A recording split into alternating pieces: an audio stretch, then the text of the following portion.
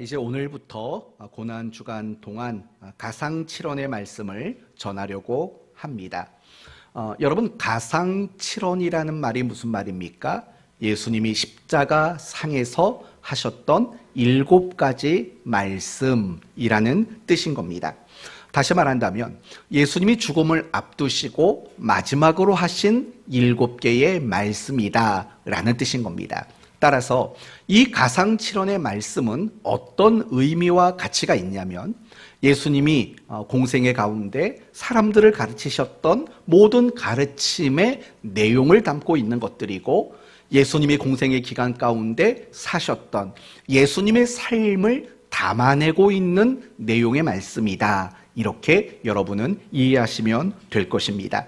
그러므로 이번 한 주간 우리가 가상칠언의 말씀을 묵상하면서 예수님의 교훈이, 가르침이 무엇인지, 그리고 예수님의 삶이 무엇이었는지 우리가 확인함으로 그것이 여러분의 삶이 또 되어지기를, 그렇게 다짐할 수 있는 신앙의 유익이 있는 한 주간 되셨으면 좋겠습니다. 이제 오늘 본문은요, 가상칠언의 말씀 중 첫 번째 말씀입니다. 어떤 내용이냐면, 아버지, 저들을 사하여 주옵소서라는 이 말씀입니다. 그런데 우리가 이 말씀을 이해하기 이전에 먼저 마음으로 꼭 염두하셔야 될 것이 있습니다. 이 말씀을 언제 하셨다라는 겁니까? 십자가에 못 박힌 그 상태에서 이 말씀을 하셨다라는 겁니다. 여러분, 예수님이 십자가에 못 박혀 있었을 때 예수님의 몸은, 마음은 어떤 상태였을까요? 손과 발에 못이 박혔습니다.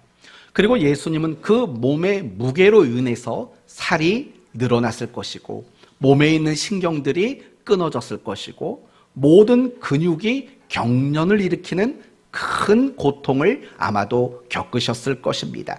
어디에 그뿐입니까? 많은 혈관들은 터져서 온 몸이 피투성이가 되었을 겁니다. 예수님은 십자가에 못 박히기 이전에 이미 온 몸이 피투성이였을 겁니다. 왜냐하면 채찍에 맞았었기 때문입니다. 채찍에 맞으셔서 살점이 떨어져 나가는 그런 고통과 그런 피 흘림을 이미 겪은 후에 예수님은 십자가에 못 박히셨기 때문에 그렇습니다. 머리에는 가시관을 쓰셨습니다. 그래서 예수님은 온통 피로 물든 그 육신을 가지고 십자가에 못 박혀 계셨을 것입니다. 당시 문헌을 보면은요, 십자가 처형을 당했던 죄수들의 상태를 이렇게 말합니다. 기절과 깨어남을 반복하며 죽었다라고 말하는 거예요. 여러분, 왜 기절을 했을까요? 기절한 이유가 뭘까요? 많은 죄수들이, 이유는 너무 고통스러워서입니다. 너무 고통스러워서 기절을 했다가 깨어나고, 또 그 고통을 이기지 못하고 또 기절하고 깨어나고, 이것을 반복하다가 결국 죽음에 이르렀다라고 문헌은 밝히고 있습니다. 예수님은 예외였을까요? 그렇지 않습니다. 예수님께서도 십자가 상에서 못 박힌 채로 온몸의 극심한 고통을 느끼며 그렇게 괴로워하시며 그 십자가에서 하셨던 첫 번째 말씀이 바로 아버지, 저들을 용서하여 주옵소서, 저들을 사하여 주옵소서라는 말씀이라는 겁니다. 그런데 이 가상칠언의 첫 번째 말씀은 단지 말씀이 아니라 무엇이었던 것 같습니까? 기도였다라는 겁니다.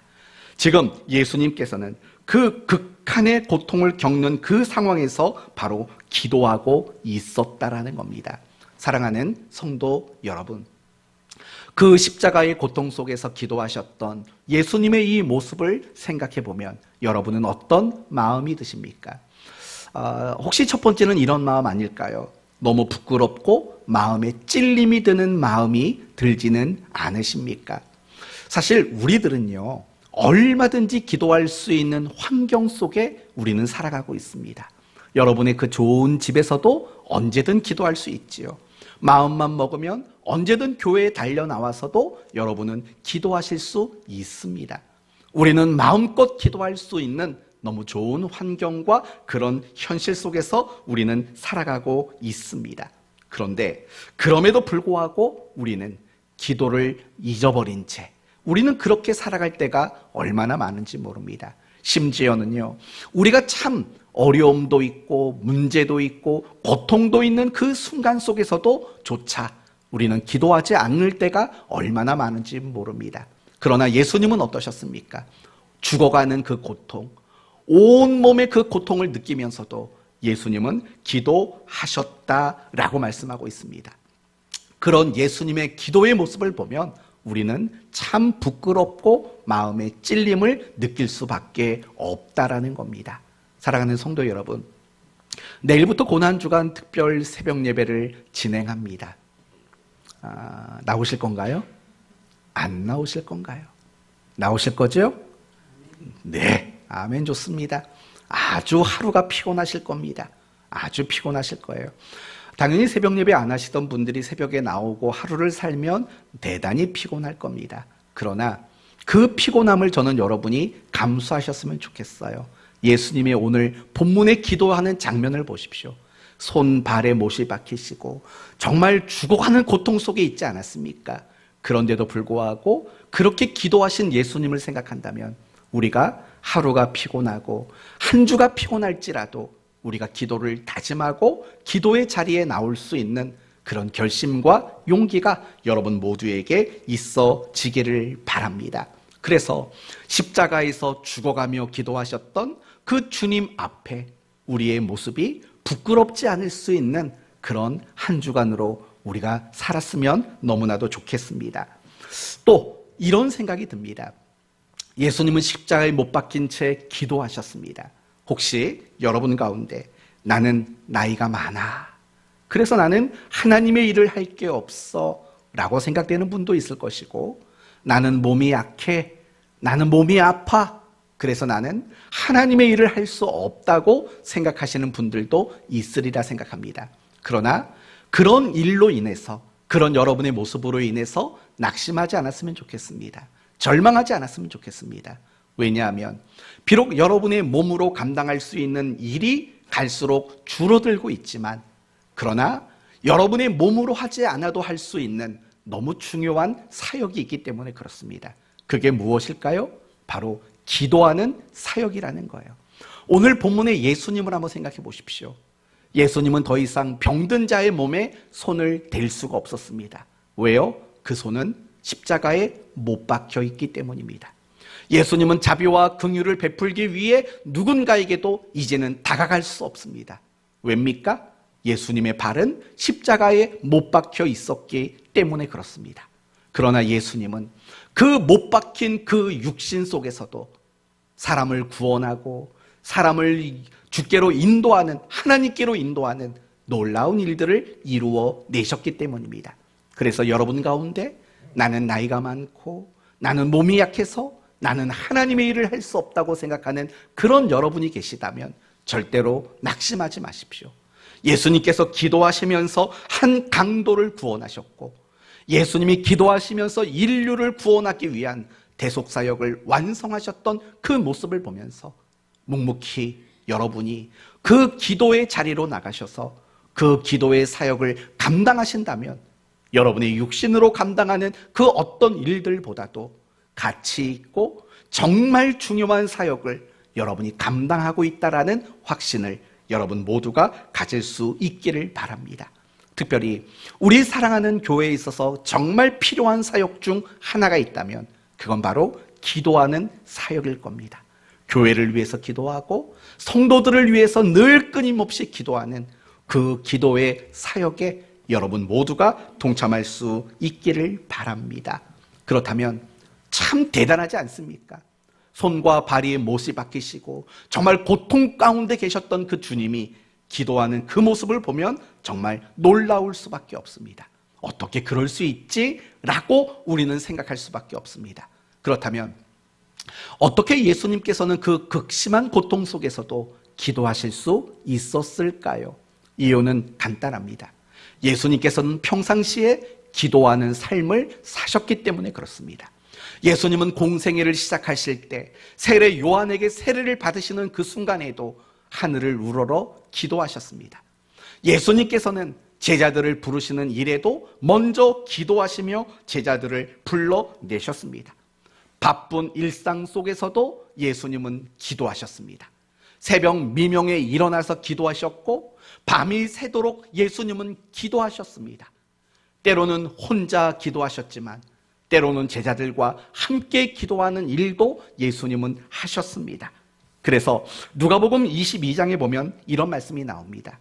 예수께서 나아가사 습관을 따라 감람산에 가시매. 예수님이 감람산에 가셔서 기도하는 것이 무엇이었다고 말하냐면 습관이었다라고 말씀하고 있는 거예요. 거룩한 기도의 습관을 예수님은 가지고 계셨다라는 거예요. 그러니 예수님은 평생 동안 기도하는 거룩한 습관들이 있었던 거예요. 그런 거룩한 기도의 습관들이 예수님이 십자가에 못 박히셔서 고통당하는 그 순간에도 그분으로 하여금 기도할 수 있도록 만들었던 원인이 되고 있다라는 거예요. 사랑하는 성도 여러분, 우리가 신앙생활을 하다 보며 또 어떤 성도들을 보면서 늘 의구심이 드는 게 있어요. 어떤 거냐면 이런 거죠. 아니 저렇게 큰 문제를 만났는데, 아니 저렇게 어려움을 겪는데 왜 기도 안 할까? 여러분 이런 생각 해보신 적 있지 않습니까? 누군가를 바라보면서 우리는 그런 생각을 할 때가 분명히 있을 거라고요. 그러나 그건 하나도 이상한 일이 아닌 겁니다. 왜 이상한 일이 아닌 줄 아십니까? 평상시에 늘 기도하는 습관들이 없었기 때문에 그렇습니다. 평범한 날, 그 평범한 날에 기도하는 그 습관들이 없었기 때문에 어려움이 있고 문제가 생기고 위기의 순간이 찾아와도 역시 기도할 수 없게 되는 것은 너무나도 당연한 일인 거예요. 기도라는 것은요, 하루 아침에 되어지는 게 아니에요. 기도는 많은 훈련과 많은 노력을 통해서 만들어지게 되는 거예요. 사랑하는 성도 여러분, 저는 여러분 모두에게 기도하는 습관들이 있었으면 좋겠습니다. 아침에 눈을 뜨면 가장 먼저 뭘 하죠? 물을 한 잔 마시죠? 그러지 마시고 아침에 눈을 뜨면 가장 먼저 기도하시고, 여러분이 무엇을 하든 간에 틈틈이 하나님께 기도하는 그런 기도의 습관들이 있어야 되는 거예요. 저는 이 말씀을 묵상하면서 이런 생각도 해봤어요. 우리가 정말 신앙이 성장하기를 원한다면 우리에게 무엇이 많이 필요하냐면 거룩한 습관들이 우리에게는 굉장히 많이 필요하다라는 거예요. 여러분 정말 신앙이 좋은 사람들, 믿음이 좋은 사람들을 가만히 지켜보십시오. 유심히 살펴보세요. 그러면 그들에게 뭐가 많은 줄 아십니까? 거룩한 신앙의 습관들이 그들에게 대단히 많이 있다는 것을 우리는 발견하게 되는 거예요. 여러분이 정말 신앙생활을 더 잘하기를 원하신다면, 여러분의 믿음이 더 좋아지기를 원한다면 여러분은 그걸 점검하셔야 돼요. 나에게는 거룩한 신앙의 습관들이 무엇이 있는가, 이런 부분들이 반드시 점검되어져야만 하는 거예요. 그러면 한번 생각해 보세요. 지금 여러분에게는요, 신앙의 거룩한 습관들이 어떤 게 있는지 생각해 봐요. 저희 아내는 아침에 일어나면 기도를 해요. 저희 아내는 기도가 끝나면 찬양을 틀어놔요. 여러분 그런 식의 습관들이 있지 않습니까? 우리 교회 집사님들, 권사님들 다 마찬가지겠죠. 아침에 일어나면 기도하고 성경 낭독 앱 켜놓고 그걸 또 들으시는 분도 있고 책을 읽는 분도 있고 많은 습관들이 있을 거예요. 나에게는 어떤 거룩한 신앙의 습관들이 있는지 한번 가만히 생각해 보세요. 제가 요즘에요, 아주 기분이 좋은 것 중 하나가 있어요. 그게 뭐냐면 경건 프로그램에 참여하는 분들이 엄청 많아졌어요. 엄청 많아졌어요. 이거 경건 프로그램 예산을 확장시켜야 돼요. 우리 교회는 경건 프로그램을 3번 참석하면 선물을 드립니다. 무슨 선물을 드리는지 아시죠? 신세계 상품권을 선물로 드립니다. 가만히 보니까 이 자리에 거의 대부분이 경건 프로그램에 다 참석하고 있어요. 심지어는요, 어린 아이들도, 은채도, 민우도, 하음이도. 저희 딸 같은 경우에도 그거 해서 받아가지고 다이소 간다는 거 아니겠습니까? 그러면서 하는 말, 이건 내 거니까 내가 사고 싶은 거 마음대로 사겠답니다. 그러면 사라. 네가 있으니까. 이번 주에도 하나 받았다는 거 아니겠습니까? 제가 따라가고 하나 얻어먹어야죠. 참 저는 그게 되게 좋은 것 같아요. 여러분들이 자녀들과 함께 암송도 하고 성경도 같이 읽고 성경도 같이 쓰고 하는 것, 사실은 이런 것들이 여러분의 신앙을 성장시킬 만한 굉장히 좋은 습관인 거거든요. 물론 그게 때로는 여러분에게 힘들고 번거로울 수도 있어요. 하지만 그렇지 않아요. 여러분이 신앙의 습관들이 많아진다는 것은요, 그만큼 여러분의 신앙이 견고해지고 여러분의 신앙이 성장할 수 있는 그런 기회가 많아진다는 것과 같은 뜻인 거거든요. 그래서요, 항상 내 신앙을 점검할 때 나에게는 신앙의 습관들이 있는가, 이걸 점검하는 게 굉장히 중요한 거예요. 그리고 그런 거룩한 습관들을 많이 만드시는 거, 그게 여러분의 신앙에 큰 유익을 줄 수 있다는 거예요. 다시 본문으로 돌아온다면, 예수님은 십자가에서 못 박힌 채 그 크신 고통 앞에서도 예수님은 기도하셨다라는 것을 우리는 마음에 담아내셔야 합니다. 그런데요, 오늘 본문 말씀을 묵상하다 보니까요, 예수님의 예전의 모습과 오늘 본문의 모습이 정말 다른 점이 하나 있다라는 걸 발견하게 돼요. 한번 잘 보세요. 이에 예수께서 이르시되 아버지여 저들을 사하여 주옵소서. 이 구절이요, 예수님이 그 전에 나타내 보이셨던 모습과는 전혀 다른 모습이라는 걸 우리에게 말하고 있어요. 그게 어떤 점인지 아시겠어요? 잘 보세요. 아버지 저들을 사하여 주옵소서. 아시겠어요? 뭐가 달라졌는지? 예수님이 예전의 모습과 이 모습이 뭐가 달라졌는지 아시겠습니까? 뭐냐면 이런 거예요. 이전까지는요, 예수님이 사람들에게 직접 사죄를 선언해 주셨어요. 지금까지는 그러셨어요. 예를 들면 중풍병자에게는 이렇게 말씀을 하셨어요. 소자야 안심하라, 내 죄사함을 받으리라 라고 사죄를 선포해 주셨어요. 또 예수님이 시몬의 집에 계실 때 한 여자가 예수님의 발에 향유를 붓고 그 발을 닦아드린 일들이 있었지 않습니까? 그때도 예수님은 이렇게 말씀하셨어요. 내 죄사함을 받았느니라 라고 사죄를 선포해 주셨어요. 그러면서 사람들이 자꾸 이제 수군덕거리겠죠. 아니, 당신이 뭔데 죄사하는 걸 선포하냐고 사람들이 이야기를 했다고요. 그러자 예수님은요, 마가복음 2장에서 이런 말씀을 하셨어요. 인자가 땅에서 죄사하는 권세가 있다라고 예수님은 말씀하셨어요. 그러니 지금 예수님이 십자가에 못 박히시기 이전까지 예수님은 죄와 관련해서 어떤 모습이었냐면 사람들에게 사죄를 선언해 주는 거예요. 내가 너를 용서했다, 하나님이 너를 용서하셨다라고 사죄를 선언하는 일들을 예수님은 직접 하셨어요. 그런데 오늘 본문을 보면 하나님께 기도를 하는 거예요. 아버지 저들을 사해 주십시오, 하나님 저들을 좀 용서해 주십시오 라고 기도하고 있다는 거예요. 지금까지는 자기 자신이 사람들의 죄를 용서한다라고 선언을 하셨던 분이 이제는 하나님께로부터 그들을 용서해 주시기를 구하는 그런 모습으로 많이 달라졌다라는 거예요. 과연 이 모습을 통해서 예수님이 우리에게 주시고자 하는 메시지는 과연 뭘까요? 그것은 이런 거죠. 지금 예수님께서는 죄인의 대표자로 십자가에 못 박혀 있다라는 것을 보여주고 있다라는 거예요. 모든 권세와 모든 권위를 내려놓으시고 우리와 똑같은 인간으로 우리를 용서받도록 만드시기 위해서 자신이 십자가에 못 박혀 있다라는 사실을 우리에게 가르쳐주고 있다라는 거예요. 예수님이 십자가와 관련해서 많은 사건들이 나와요. 예수님은 빌라도에게 재판을 받았어요. 사실은 예수님은 재판받을 만한 분이 아니시잖아요. 근데 재판을 받았어요. 누구를 대표해서 재판을 받았을까요? 우리를 대신해서.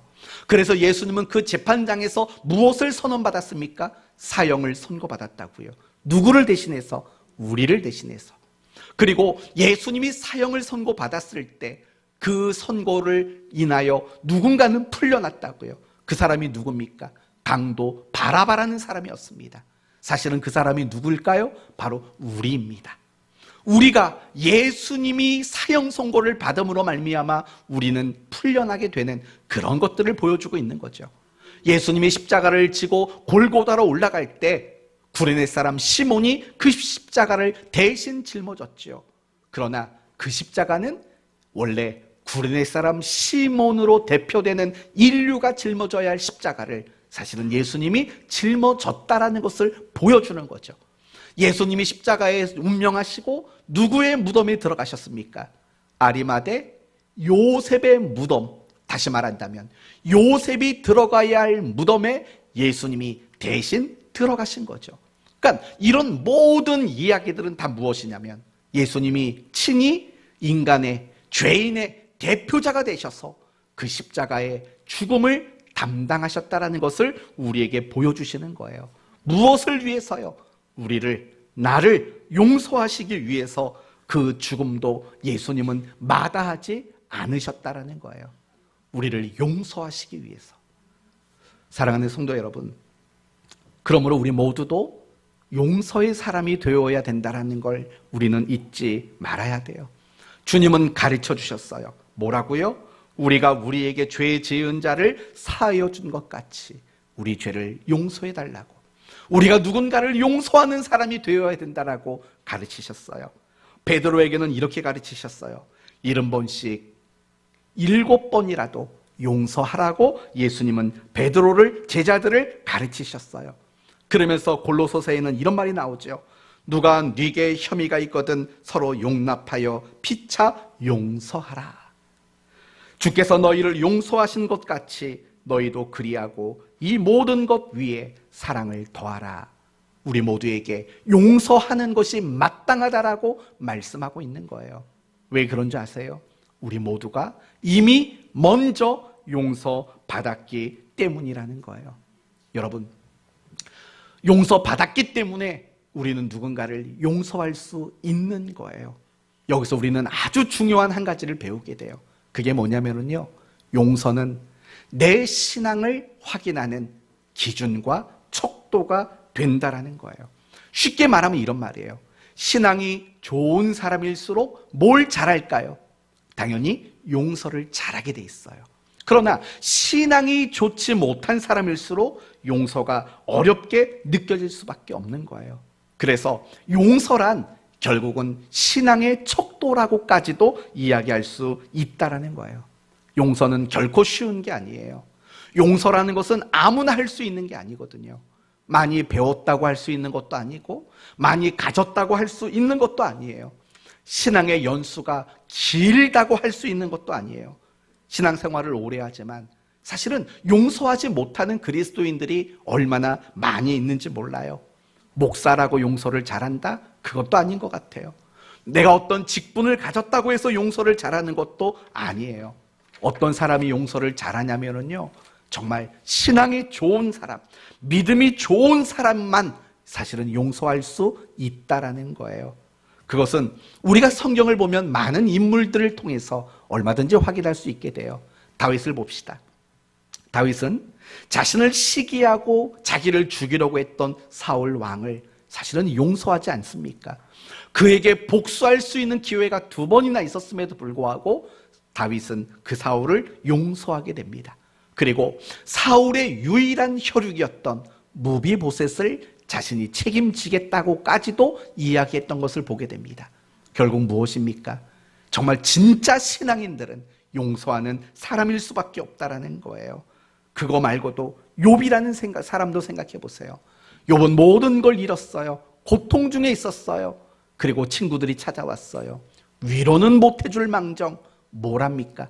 비난하고 정죄합니다. 네가 죄를 지었으니까 이런 고통을 당하는 거 아니니? 라고 비난하고 정죄합니다. 그러나 결국 욥은 어떻게 합니까? 그 친구들을 용서하고 그 친구들에게 복을 빌어주는 일들을 하게 되는 거 아닙니까? 모세를 생각해 보십시오. 모세는 하나님 앞에 특별한 사람이었습니다. 그리고 그것을 시기했던 2사람이 있습니다. 누굽니까? 아론과 미리암이죠. 아론과 미리암. 모세를 시기했다고요. 그리고 모세를 비방하고 모세를 향하여 반역을 일으키는 일들을 그들이 저질렀어요. 그러자 미리암은 어떤 병에 걸리게 됩니까? 문둥병, 나병에 걸리게 됩니다. 그때 모세가 하나님께 기도합니다. 미리암의 그 병을 낫게 해주십시오. 용서를 선언한 것 아니겠습니까? 스데반 집사님도 마찬가지입니다. 자신을 돌로 쳐 죽이는 그 사람들을 향해서도 저들에게 죄를 돌리지 마시옵소서 라고 용서의 기도를 하는 스데반 집사님의 이야기도 알고 있지 않습니까? 손양원 목사님은 어떻습니까? 자신의 두 아들을 죽였던 그 사람을 양자로 삼고 그를 양육해 주었던 것도 여러분 알고 있지 않습니까? 이와 같이 신앙의 위인은 결국 용서의 위인이라고 말할 수 있는 겁니다. 그래서 용서라는 것은 결국 나의 신앙의 그 모습을 확인할 수 있는 척도와 같은 것이다 라고 말할 수 있는 거예요. 그러면 여러분은 어떻습니까? 용서의 사람이십니까? 아니면 아직도 여러분 마음속에는 누군가를 향해서 앙금을 품고 있는 분은 안 계십니까? 누군가를 바라보면서 나쁜 감정을 가지고 있는 분은 안 계십니까? 혹시 두고 보자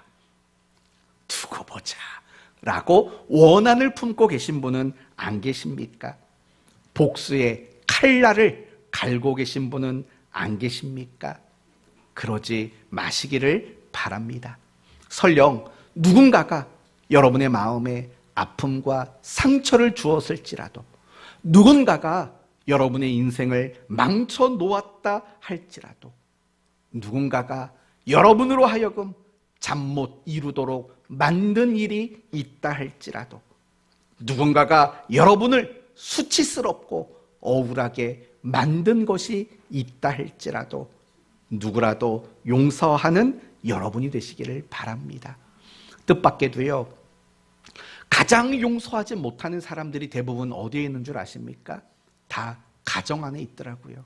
남편을 용서 못하고, 아내를 용서 못하고, 부모를 용서 못하고, 자식을 용서 못하고, 형제를 용서하지 못하는, 이 용서하지 못하는 일들이 가장 많이 일어나는 곳이 가정이라는 것을 우리는 많이 경험하게 됩니다.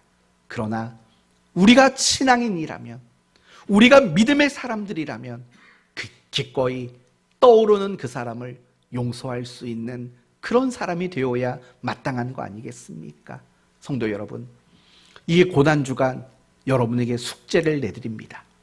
당연히 특별 새벽 예배는 알아서 나오는 걸로 알고 숙제는 안 내드립니다. 이 한 주간은 여러분이 진심으로 누군가를 용서하는 그런 한 주간이 되었으면 좋겠습니다. 더 이상 뒤끝이 없도록, 더 이상 앙금이 없도록 누군가에게 정말 용서를 말해줄 수 있는, 적어도 여러분의 마음속에서 이미 용서로 그 사람에 대한 아픔과 상처를 깨끗이 지워낼 수 있는 그런 한 주간이 되었으면 좋겠습니다. 왜냐하면 예수님이 그 일을 위해서 이 땅에 오셨으니까요. 그리고 우리의 죄를 깨끗이 지워주신 그분이 우리에게 서로를 용서하라고 권면하고 있기 때문인 거예요. 예수님은 십자가에 못 박히셨어요. 거기서 기도하셨어요. 예수님은 십자가에 못 박히셨어요. 그런데 자기를 못 박은 자들을 용서해 주시는 그런 기도를 올려드렸어요. 전 이 모습을 보면서 예수님의 모습 속에서 배워야 할 또 한 가지 모습이 있다는 걸 봤어요. 그게 뭔지 아십니까? 예수님은 말뿐인 분이 아니셨다라는 거예요. 예수님은 제자들에게 기도하라고 얼마나 많이 가르쳤는지 여러분 아시지 않습니까? 예수님은 제자들에게 얼마나 서로를 용서하라고 권면했는지도 여러분 아시지 않습니까? 그런데 예수님은요, 제자들에게 기도해라, 용서해라 라고 가르치고 말하는 것으로 끝나지 않았다라는 거예요. 예수님은 스스로가 기도하는 자로 사셨고, 예수님은 스스로가 용서하는 분으로 그는 사셨던 모든 실천의 모범을 보이셨다라는 것을 우리는 보게 되는 거죠. 사랑하는 성도 여러분, 전 이 예수님의 모습을 보면서 얼마나 부끄러웠는지 몰라요. 왜냐면은요, 저는 여러분들을 늘 가르치잖아요. 사랑하십시오, 용서하십시오, 순종하십시오, 헌신하십시오. 저는 이 앞에 설 때마다 여러분을 가르치고 있는 사람 아닙니까? 그런데 가만히 생각해 보면 저는요, 참 실천하는 모범이 없는 사람이라고 느낄 때가 얼마나 많은지 몰라요. 지난주 금요일 가정예배를 드렸어요. 항상 매주 금요일은 가정예배를 드리거든요. 매일 드리기는 어렵고 금요일날 가정예배를 드렸어요. 근데 그 본문의 내용이 뭐냐면, 예수님께서 병든 자, 가난한 자, 불쌍한 자, 그들의 연약함을 친히 담당하셨다라는 마태복음 8장의 말씀을 묵상하고 전했어요. 딸한테 그렇게 말했죠. 하음아, 앞으로 네가 살면서 여러 가지 모양의 연약한 사람들이 있을 거야. 그 연약한 사람의 모습을, 그 짐을 너는 꼭 짊어져 주는 사람이 되어야 돼 라고 가르쳤어요. 그런데 1시간이 지나지 않아서 제가 제 딸의 연약한 모습 때문에 화를 버럭 냈다는 거 아닙니까? 저는 항상 이런 사람이에요. 쯔쯔쯔 한번 해주세요. 지우가 너는 그렇게 할 건 아니지? 예배 시간 지각했잖아. 그러면 안 되지. 넌 안 되는 거야. 참 말씀을 묵상하는데 이게 너무 마음에 찔리더라고요. 연약한 사람을 네가 짊어져야 줘야 돼. 설교를 해놓고 딸의 연약한 모습이 나타났거든요. 그 모습 때문에 제가 화를 버럭 내고 딸은 금요일 저녁을 항상 기다려요. 금요일 저녁은 저랑 같이 잠을 자거든요. 물론 저는 자는 척하고 다시 밤에 나와서 이제 말씀 준비하는데 저희 딸은 그게 그렇게 좋은가 봐요. 그래서 매주 금요일마다 침대에 누울 때 저랑 같이 눕기를 원해요. 항상. 제가 뭐라고 그러는지 알아요? 그래서 지난 금요일에 화를 버럭 내면서 너랑 같이 앉아. 네. 그래 놓고 회개하는 마음으로 가서 같이 옆에 누웠지요. 대신 또 거기서 얼마나 치사했는지 이렇게 말했어요. 대신 네 옆에 누워줄 테니까 아빠한테 말 걸지 마. 그러고 나서 재우고 다시 나왔는데 제가 그래요. 가르치는 건 참 많이 하는데 그걸 실천하지 못하는 제 모습이 사실은 얼마나 많은지 몰라요. 네, 그래서 제가 부끄러웠어요. 예수님은 늘 가르쳤잖아요. 기도하라고, 용서하라고. 근데 그 모습 중에 하나도 놓치신 게 없어요. 예수님은 기도하라고 하신 거, 자기가 그렇게 못 박혀서 고통스러워하는데 그 자리에서 기도하시잖아요. 자기를 못 박고 막 옷 벗기고 막 조롱하는 사람들, 그 사람들을 향해서 저들을 용서해달라고 그렇게 하는 모습들을 보면은요, 예수님은 정말 실천하는 모범이 되시는 분이 아니신가라는 생각이 들었어요. 그러니 얼마나 부끄러울 수밖에 없어요. 여러분이 기도해 주세요. 제가 여러분을 가르치는 대로 살아낼 수 있는 사람이 되도록 여러분이 좀 기도를 많이 해주셨으면 좋겠어요. 그런데 우리 교회 직분자들 또 리더들도 마찬가지로 생각해요.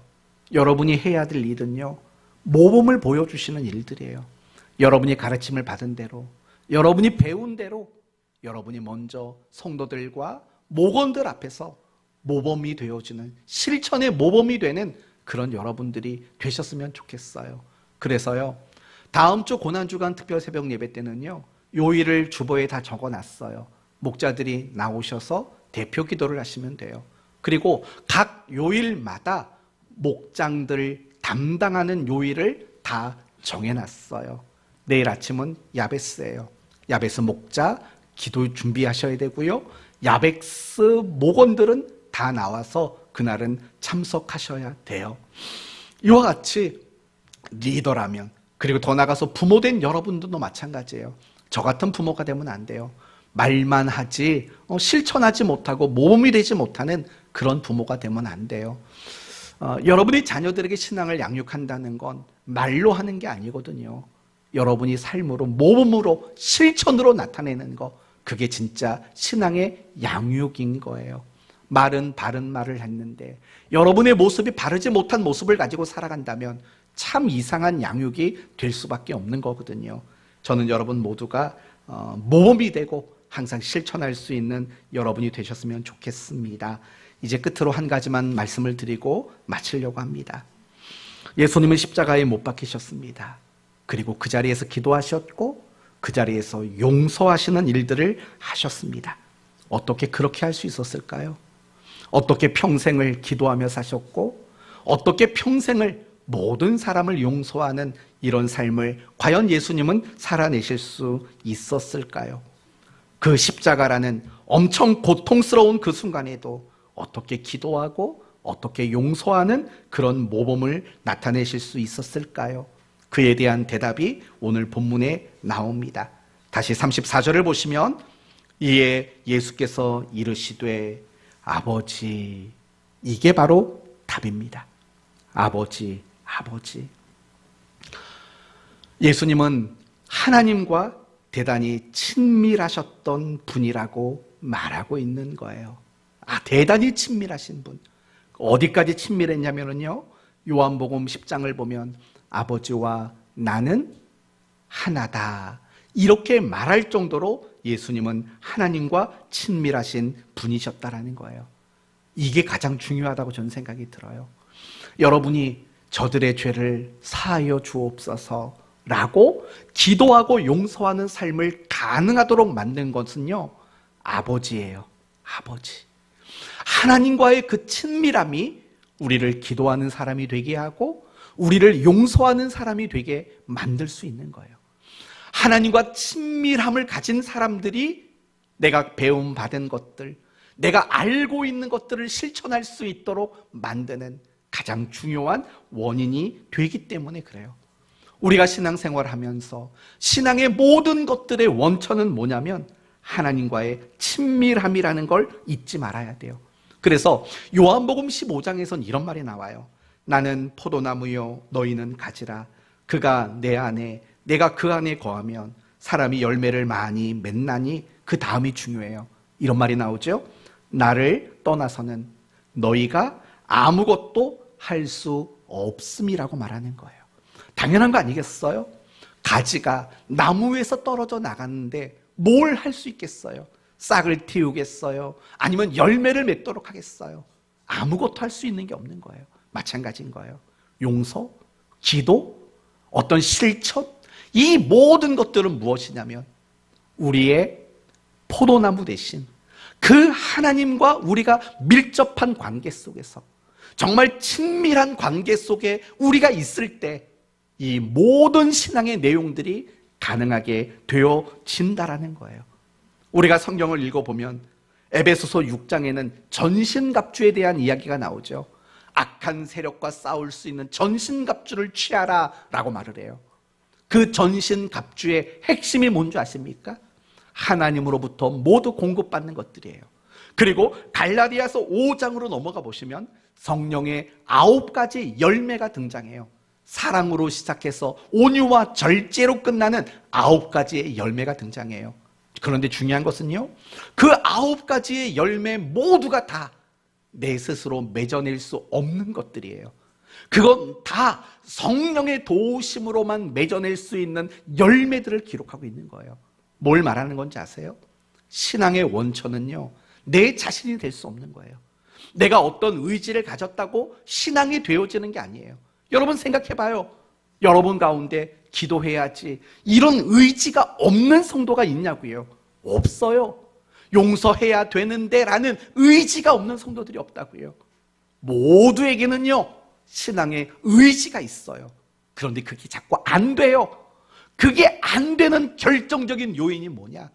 나는 포도나무요 너희는 가지니라는 이 말씀이 성립되지 않기 때문이에요. 다르게 말한다면 내가 기도든 용서든 순종이든 실천이든 무엇이든 되어지지 않는 것은 가장 결정적인 요인이 뭐냐? 아버지여가 안 되는 거예요. 하나님과 그 친밀함이 우리에게 존재하지 않기 때문에 그래요. 우리가 하나님과 친밀해지면 우리는 기도가 가능해지게 돼요. 내가 하나님과 친밀해지게 되면 용서가 가능해지게 돼요. 내가 하나님과 친밀해지면 그때부터는 내가 신앙의 실천들이, 열매들이 맺어지고 나타나게 되는 거예요. 결국은요, 내가 하나님과 얼마나 친밀하느냐, 이것이 우리의 신앙의 가장 중요한 원천이 될 수밖에 없다라는 거예요.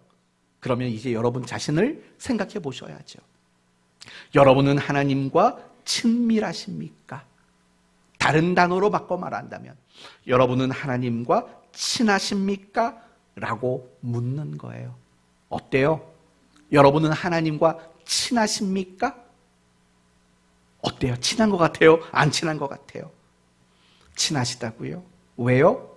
성경을 많이 알아서 하나님이 어떤 분인가를 알아서 하나님과 친하다고 생각하십니까? 그건 아닙니다. 제가 아는 11살 된 여자아이가 있습니다. 이 11살 된 여자아이는 아이브를 굉장히 좋아합니다. 아이브가 뭔지 아시죠? 여성 아이돌 그룹을 말하는 겁니다.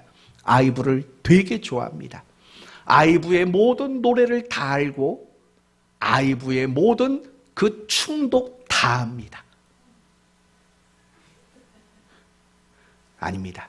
제가 아는 11살 먹은 어떤 여자입니다. 네, 어떤 그 여자입니다. 심지어는 그 아이돌의 각각의 이름도 알고 생일도 알아요. 그들이 데뷔한 날짜도 알아요. 여러분, 되게 많이 알아요. 그러면 아이브와 그 11살 먹은 여자아이는 친할까요? 아니죠. 많이 아는 것과 친한 건 별개의 문제인 거예요. 여러분이 창세기부터 계시록까지 많은 것들을 여러분이 지식적으로 알고 정보를 가지고 있다고 해서 여러분이 하나님과 친하다? 이렇게 말할 수는 없다라는 거예요. 그러면은요, 하나님과 친하다는 건 뭘까요? 그러니까 여러분 자신 생각해봐요. 나는 하나님과 친한가? 뭘 가지고 내가 하나님과 친한지인가 아닌가를 내가 알 수 있을까? 이런 것들인 거예요. 하나님이 기뻐하는 건 나도 기뻐요. 하나님이 싫어하시는 건 나도 왠지 싫어요. 하나님이 가지고 계신 그 꿈이 나의 꿈이 되기를 바라요. 하나님이 바라보는 그곳을 나도 자꾸 보게 돼요. 하나님의 손이 닿는 곳에 내 손도 닿고 하나님이 발이 향하는 그 길에 내 발걸음도 향해요. 하나님이 바라보는 그 사람을 나도 보게 돼요. 하나님이 자꾸 신경 쓰는 그 사람을 나도 신경 쓰게 돼요. 하나님이 눈물 흘리는 그 일에 나도 눈물을 흘리게 돼요. 한마디로 말한다면요, 정말 하나님과 친하다라는 건 이런 거예요. 하나님과 완전한 연합을 이루는 것, 그게 하나님과 친한 거예요. 그러면 여러분이 하나님과 친한지 그렇지 않은지를 생각해 보세요. 하나님이 바라보던 그곳을 여러분도 바라보셨어요? 하나님이 발길을 두기를 원하시는 그곳에 여러분의 발걸음이 있으셨어요? 하나님이 꿈꾸고 있는 그 꿈을 여러분도 같이 꾸고 싶어 하세요? 하나님이 흘리는 그 눈물을 여러분도 함께 흘리고 계세요? 그게 하나님과 친하다라는 거예요. 그러나 그런 일들이 없다면 우리는 하나님께 대한 지식과 풍성한 정보는 가지고 있을지언정 하나님과 결코 친한 사람은 아닐 수밖에 없는 거예요. 우리가 신앙생활을 하면 할수록 우리는 사실은 하나님과 친해져야만 되는 거예요. 하나님과 더 완전한 연합을 이루어서 그분의 눈, 그분의 마음, 그분의 손, 그분의 발, 그분의 감정, 그분의 꿈, 그분의 비전, 이런 것들이 나와 연합되는 것, 그게 바로 하나님과 친해지는 거거든요. 그럼 이제 상상해 보세요. 여러분이 이와 같은 모습으로 하나님과 친해지게 된다면 기도하는 사람이 되지 않겠어요? 용서하는 사람이 되지 않겠어요? 여러분은 모든 염려와 근심에서 자유롭지 않겠어요? 그리고 기쁨과 평안이 넘치게 되지 않겠어요? 여러분이 해야 될 일이 무엇이며 내가 가야 할 곳이 어딘가를 쉽게 깨달을 수 있지 않겠어요? 도대체 하나님의 뜻이 뭡니까? 내가 뭘 어떻게 살아야 합니까? 이런 궁금증이 많다면 일단은 잘하신 거예요. 그러나 한 가지 더 생각할 것은 아직 내가 하나님과 더 많이 친해지지 못했다라는 거예요. 여러분이 하나님과 친하면 여러분은 더 이상 많은 고민거리들이 사라질 수밖에 없을 거 아닙니까? 여러분이 제 아내에게 물어보세요. 제가 어떤 음식을 좋아하는지, 어떤 음식을 싫어하는지 고민하지 않을 거예요. 바로 말할 수 있을 거예요. 왜냐하면 저랑 친밀하니까. 내가 하나님과 친밀하면 더 이상 내가 어디로 가야 합니까? 무엇을 해야 됩니까? 라는 이런 막연한 고민들이 사실은 사라지게 되는 거예요. 저는 여러분 모두가 이 고난주간 하나님과 친밀해졌으면 좋겠어요. 하나님과 더 친해지셨으면 좋겠어요. 그럼 어떻게 하면 그렇게 될까요? 방법은 간단해요.